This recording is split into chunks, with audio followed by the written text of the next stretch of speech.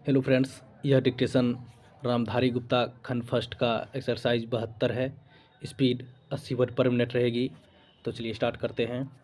Start.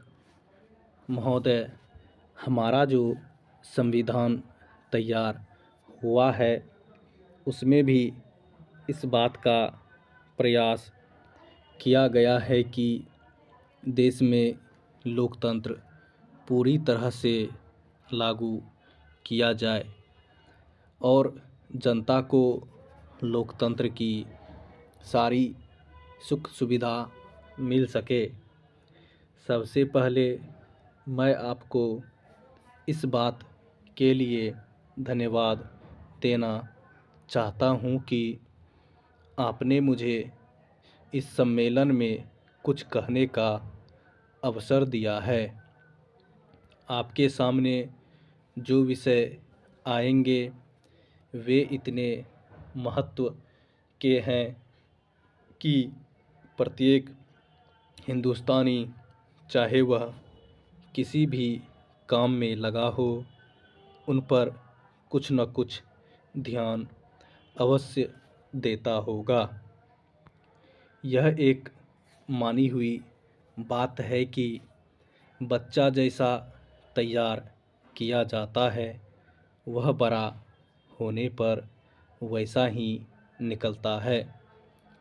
शिक्षा का काम यही है कि उसको अच्छी तरह से सुलझे तरीके पर तैयार करें और उसको इस योग्य बनाए कि उसे जिस किसी भी काम में लगाया जाए वह उस काम को कुशलता और सफलता के साथ पूरा कर सकें। हमारे देश में जो शिक्षा पद्धति अभी तक जारी है वह नई नहीं है, बल्कि यदि मैं यह कहूँ कि वह 125 वर्ष पुरानी है तो गलत नहीं होगा।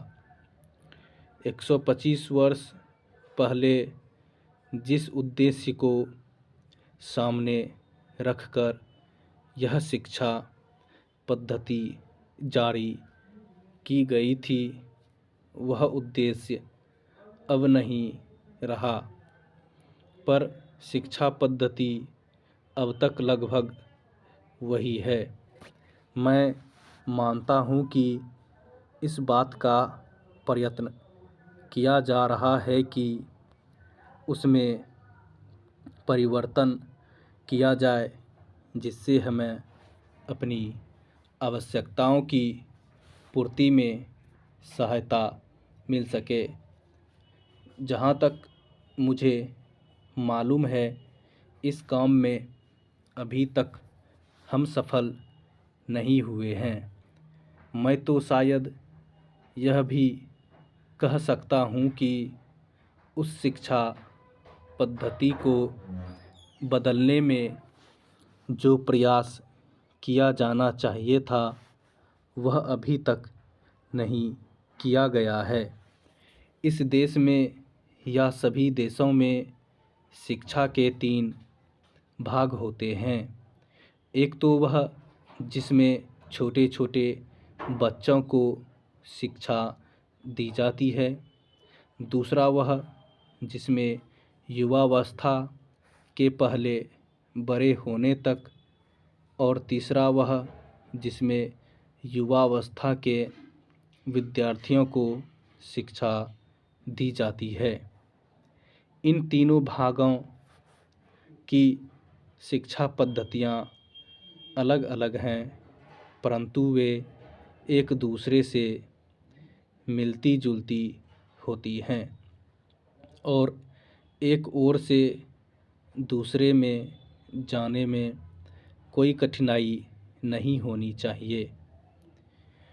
इसलिए यदि हम अपने देश की शिक्षा में सुधार चाहते हैं तो सबसे अधिक आवश्यक यह है कि सर्वप्रथम प्राथमिक शिक्षा में, उसके बाद माध्यमिक शिक्षा और फिर विश्वविद्यालय शिक्षा में सुधार किया जाना चाहिए। स्टॉप।